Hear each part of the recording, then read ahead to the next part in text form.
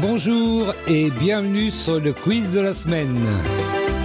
Une émission proposée par Radio Prédication, animée par Dominique et Martine.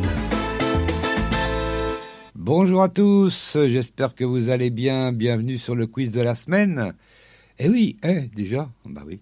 Alors je rappelle qu'on va avoir Matthieu chapitre 21, que nous avons donc sur du haut Yvan, que nous avons Martine, bien sûr, tout au fond du studio, et que nous avons également Victoire et Alexis en spectateurs qui vont spectaturer donc. Hein ? Bien le bonsoir. Bien le bonsoir, Alexis. Bien le bonsoir. Comment c'est-il donc ?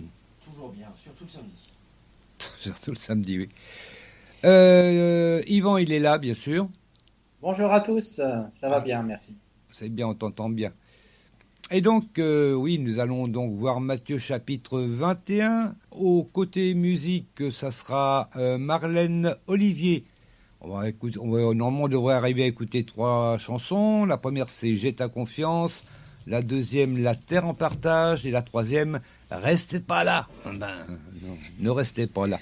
On va voir ça. Hein. Et la question de peu trop de l'éternel, s'il vous plaît, monsieur. Alors, c'est une excellente question et je vous remercie de me l'avoir posée. Alors, pas tellement facile celle-là.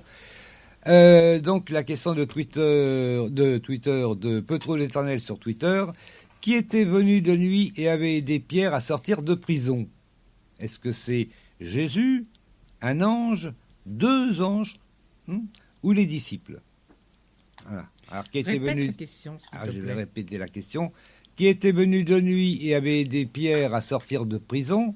Jésus, un ange, 2 anges ou les disciples? Non, on n'a pas été jusqu'à 3 anges quand même. Oh, attends. Voilà, on aura la tendance des tweetos après la première chanson et puis la réponse à la fin de l'émission. Et puis sur ce, on va peut-être écouter la première partie de Matthieu chapitre 21, hein Martinette? Oui. Allez, Matthieu chapitre 21, première partie. Matthieu chapitre 21 dans la Bible du Semeur. En approchant de Jérusalem, ils arrivèrent près du village de Bethphagée, sur le mont des Oliviers. Jésus envoya 2 de ses disciples en leur disant « Allez dans le village qui se trouve là devant vous. Dès que vous y serez, vous trouverez une ânesse attachée et près d'elle son petit. Détachez-les et amenez-les-moi. Si quelqu'un vous fait une observation, vous n'aurez qu'à lui dire « Le Seigneur en a besoin » et on vous les laissera prendre immédiatement. Tout cela arriva pour que se réalise la prédiction du prophète. Dites à la communauté de Sion, « Voici ton roi qui vient à toi.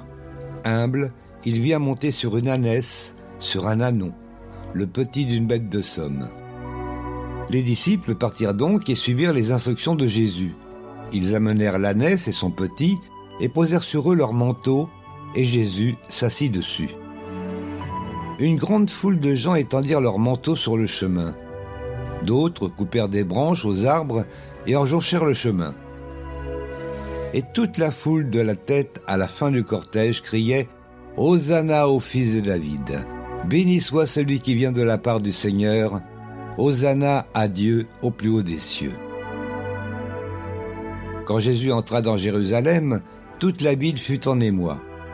Partout on demandait « Qui est-ce » Et la foule qui l'accompagnait répondait « C'est Jésus le prophète de Nazareth en Galilée. » Jésus entra dans la cour du temple, il en chassa tous les marchands ainsi que leurs clients. Il renversa les comptoirs des changeurs d'argent ainsi que les chaises des marchands de pigeons. Et il leur dit « Il est écrit, on appellera ma maison une maison de prière, mais vous, vous en faites un repère de brigands. » Des aveugles et des paralysés s'approchèrent de lui dans la cour du temple, et il les guérit. Quand les chefs des prêtres et les spécialistes de la loi virent les miracles extraordinaires qu'il venait d'accomplir, quand ils entendirent les cris des enfants dans la cour du temple, « Hosanna au fils de David », ils se mirent en colère et lui dirent « Tu entends ce qu'il crie ?» « Parfaitement, leur répondit Jésus. « Et vous, avez-vous donc jamais lu cette parole ? De la bouche des tout-petits et de celle des nourrissons, tu as su tirer ta louange. » Puis il les laissa et quitta la ville pour se rendre à Béthanie, où il passa la nuit. Tôt le lendemain matin, en revenant vers la ville, il eut faim. Il aperçut un figuier sur le bord de la route et s'en approcha. Mais il n'y trouva que des feuilles. Alors il dit à l'arbre, « Tu ne porteras plus jamais de fruits. » À l'instant même, le figuier devint tout sec. En voyant cela, les disciples furent très étonnés et s'écrièrent, « Comment ce figuier est-il devenu sec en un instant ?» « Vraiment, je vous l'assure, répondit Jésus, si vous avez la foi, si vous ne doutez pas, non seulement vous pourrez accomplir ce que j'ai fait à ce figuier, mais même si vous dites à cette colline, soulève-toi de là et jette-toi dans la mer, cela se fera. Si vous priez avec foi, tout ce que vous demanderez, vous l'obtiendrez. » Voilà, c'était la première partie de Matthieu chapitre 21. Et puis là-dessus, on va poser nos questions. Il y en a une douzaine. Il y en a deux particulièrement difficiles. Je le dis, voilà. T'es prête, Martinette ? Oui. Oui. Combien Jésus envoie de disciples chercher l'ânesse ? Donc 1, 2 ou 3 ? Ah, on va se mettre 10 secondes, hein ? En bas, ouais. Comme d'habitude. Oh,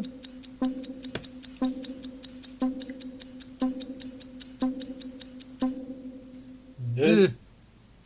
Deux nous ont répondu en chœur Yvan et Martinette. Allez, on applaudit du coup.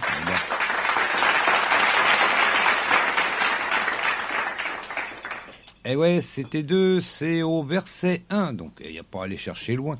En approchant de Jérusalem, ils arrivèrent près du village de Bethphagée, sur le mont des Oliviers. Jésus envoya 2 de ses disciples en leur disant « Allez dans le village qui se trouve là devant vous.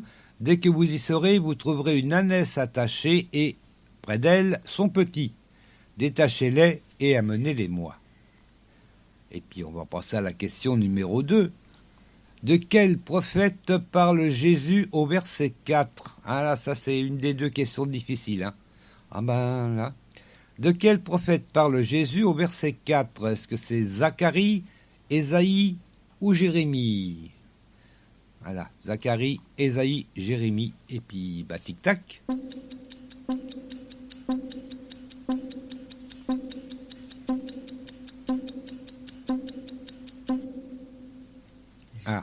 Je dirais Ésaïe.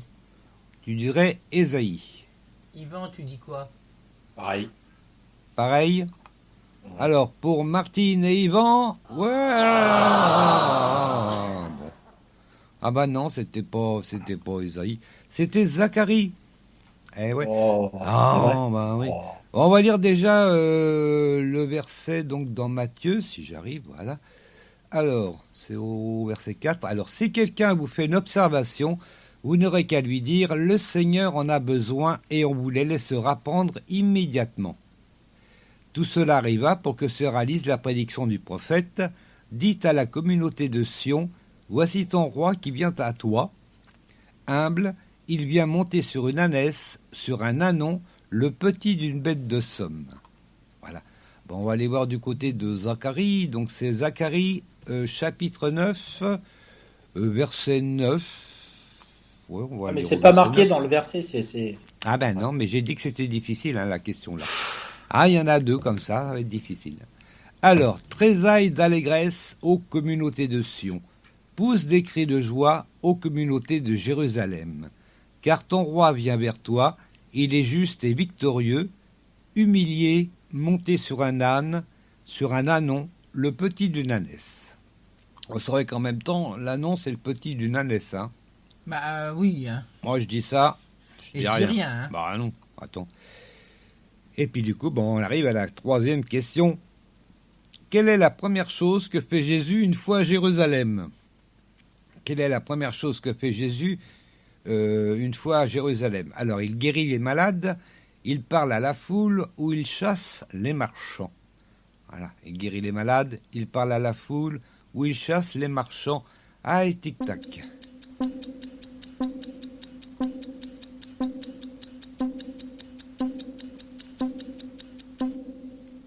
Bah, Il chasse les marchands. il chasse les marchands, nous dit Martinette. Il Yvan. guérit les malades. Il guérit les malades, nous dit Yvan. Pour Martinette, bah,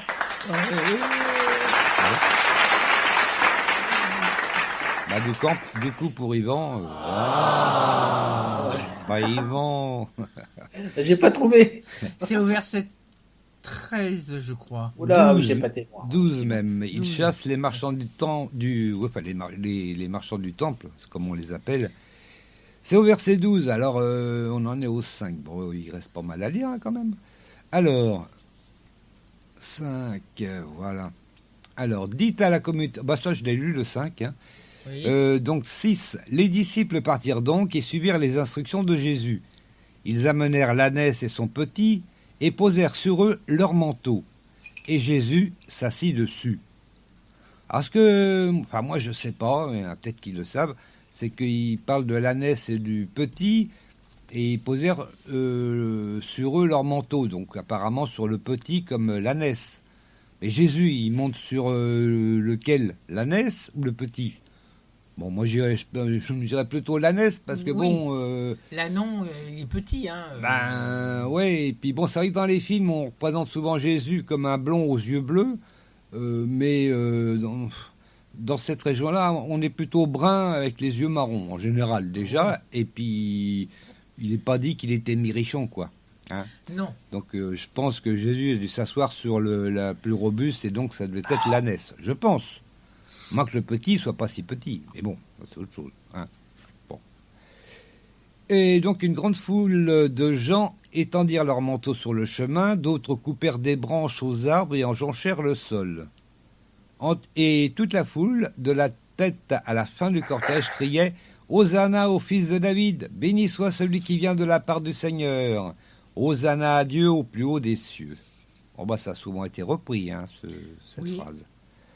Quand Jésus entra dans Jérusalem, toute la ville fut en émoi. Partout on demandait « Mais qui est-ce » Et la foule qui l'accompagnait répondait « C'est Jésus le prophète de Nazareth, en Galilée. » Hein? Bon. Jésus entra dans la cour du temple, il en chassa tous les marchands ainsi que leurs clients. Il renversa les comptoirs des changeurs d'argent ainsi que les chaises des marchands de pigeons. Ah, mais il vire tout le monde. Et il leur dit, il est écrit, on appellera ma maison une maison de prière, mais vous, vous en faites un repère de brigands. Alors, justement, la quatrième question, c'est où retrouve-t-on, on appellera ma maison une maison de prière dans l'Ancien Testament? Ah, c'est la deuxième question qui est dure. Hein. Où retrouve-t-on, on appellera ma maison une maison de prière dans l'Ancien Testament? Est-ce que c'est dans Zacharie, Ésaïe ou Jérémie? Ah, bah, je m'en souviens plus, moi. Ah si, c'est bien. Allez, attention, un petit tic-tac, ça mange pas de pain. Allez, hop.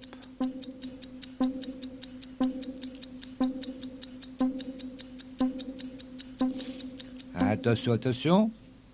Ésaïe. Tu dirais Ésaïe et Yvan. Yvan. Je suis pareil. Ésaïe. Ah bah c'est bon. Voilà, vous avez bien compris.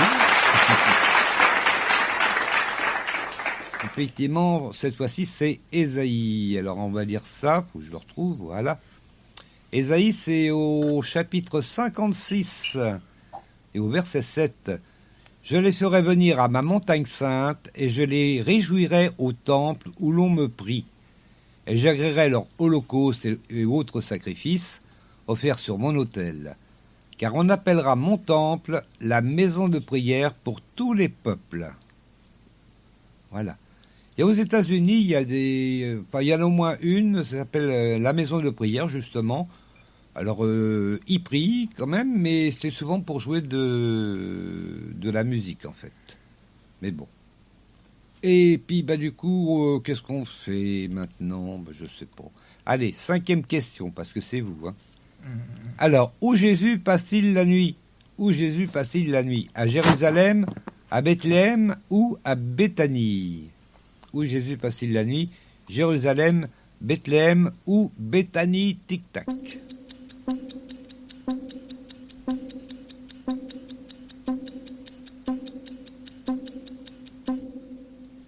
Béthanie.